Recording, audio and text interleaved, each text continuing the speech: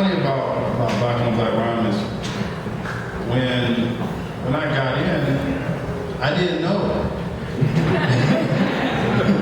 He just came up to me one day and was like, it's $100 for dues. Is that right? So, oh man. It's amazing how life kind of puts you in situations where, okay. All right, this is dangerous. All right, it's amazing how life kind of puts you in situations where you're around beautiful people. Yeah. Because I played with a lot of groups. You know, I'm also a musician, so I play with a lot of musicians. And one thing that kind of sticks out with musicians is that it's real competitive because the job market is so small. You know what I'm saying? So it's like, when you see another musician, you're thinking of how you can be better than that musician. But when you get around us, it's more like, how can you get closer to that person to find out more about it? You know what I'm saying? Like, what makes that person tick to how the poetry is affected? You know what I'm saying? Like, how can I grow? And then you see the growth in other people. You know, you see the growth in yourself. You start attacking situations different. Like, you stop, we get in arguments. You know, we a family, we get in arguments, but then after a while you start seeing yourself approaching situations differently because you hear other people's stories and you learn. You know, that's the biggest thing about poetry is you learn. So, recently I haven't really been able to write poetry. This last poem that I wrote took me like 2 years to write. And I'm guessing because I haven't lived enough, if that makes sense. You start finding it difficult to write about things because you don't have anything to write about. You haven't experienced life. So when I went over to Japan, I saw how they was living, and it was like a total new change for me. You know, their family structure is different. They have husband and wives. You see that everywhere. Around in America, you only see the mother. You know, and that was real foreign to me. So it kind of got me about. It kind of hit me kind of deep because my parents split up. You know, so I had wrote this poem because of my relationship, my past relationship. You know, I was always insecure. You know, about that because I look at my parents, you know, splitting up. I put that in my relationship. And it took me like 2 years to write this poem, so you know, hopefully y'all like it. You know,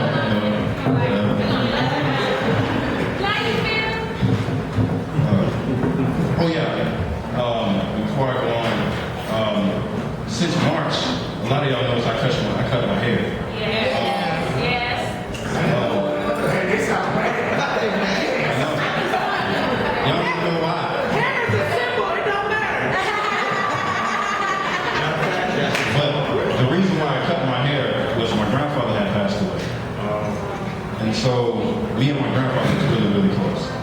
And everybody needs a new beginning. You know. So we all start over, we break down, and we build back up. And so, you know, ever since then I've always done things that show my progression. You know what I'm saying? Because my grandfather, he always taught me that waking up in the morning, a man is supposed to get up, and no matter what, whatever he's supposed to do is supposed to be for his family. And so that's what I do from now on. Well, I was kind of mixed about it, but now that's what I do. You know, so this poem is about love, but you can see how it kind of fits in everything. Love is a rose in the middle of the battlefield. Love our hugs and restraining orders. Love our contradictions that make total sense. You see, love is the sun and the moon. Love is peace and doom. Love our fists and psalms. And God knows love, for God so loved the world that he gave us his only begotten son. You see, love has a hot head and cold shoulders, but mouth vomits newborn blessings like I love you and I do. I only wish I could speak to love, because love is so many things I've got to tell you, but I'm afraid that I don't know how. You changed my concept of reality, formed a kaleidoscope of emotion, so everywhere I turn, a new image of you appears, and to many feel that love can be the voice, but I'm standing and telling you that love is till death do us part, and that's why love will always be my friend. friend, my ace being cool, my BFF, my sister from another mister, my partner in crime was mine, is yours is mine, my diamond in the back, with the sun from the top, see we dig in and sing with the gangster lady. For these reasons why I take love so seriously, because seriously, I think I'm attracted to the wrong women. It seems like I like girls that like them men built like Tonka trucks. Strong, with chrome grills and 15-inch subwoofers in their throat, so every time they hear that man speak, their panties drop like an 808. And these shallow ideas are the tools we use to find our mates, but that's what we have in common, because I just like my women like I like my cars.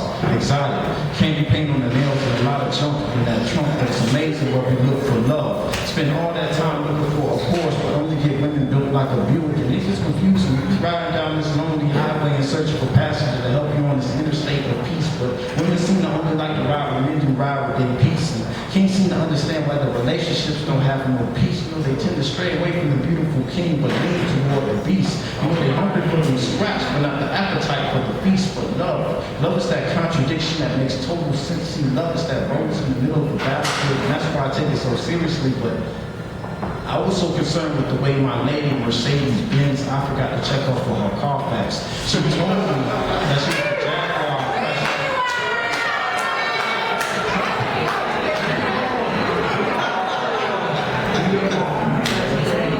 I was so concerned with the way my lady Mercedes-Benz, I forgot to check off for her Carfax. She told me that she was a Jaguar fresh off the lot, but in reality was a Cougar with some mileage on her. And my grandfather taught me about taking cars with a lot of mileage was like adopting somebody else's problems, but I ignored all the warning signs, decided to wipe her up, and the funny thing is on how we split, because she thought some shit I wouldn't invest more of my resources than her in our relationship, so I left her down the gas. And I guess that's what happened when you ignore the speed limit and take things too fast. And I try to not focus too much on my past, because love is my future, and I take my future very seriously, but sometimes it gets hard when you dodging through life's traffic, and every beautiful woman that passes, it feels like you got to have it, and you get so concerned with the way these girls can handle the stick instead of a real woman that can make your life smooth like an all the magic. All the magic in the world could make her love you when you're strong, and see, I had that. I had a woman that was built for a tough and able to ride on all terrain for me. She was submissive to owning me.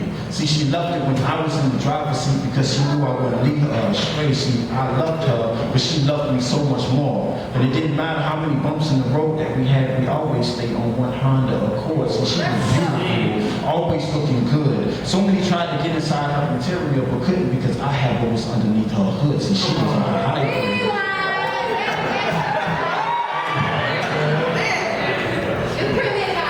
So many tried to get inside her interior but couldn't because I had what was underneath her hood. See, she was my hybrid, adapting to all situations. Knew I wasn't gassing her, only trying to put a spark in our love, in our bedroom, in our conversations. See, we love bedroom conversations where we converse for hours on him, how Gio, cheating on the Kia with Alexa. But sometimes we make confessions like, right now in my life, I can't love her the way she deserves to be loved. And sometimes I can't hug her the way that she deserves to be hugged because love reminds me so much of NASCARs. It's great at first, but sooner or later you find out you ain't doing nothing but going around in circles. And everything that you know blows up in your face, and sometimes it's hard to face it. She's your friend, your ace coon, your BFF, your sister from another mister that I've been searching for my entire life. And when I finally find her, it's like I'm the one that's not ready for love. Back talk.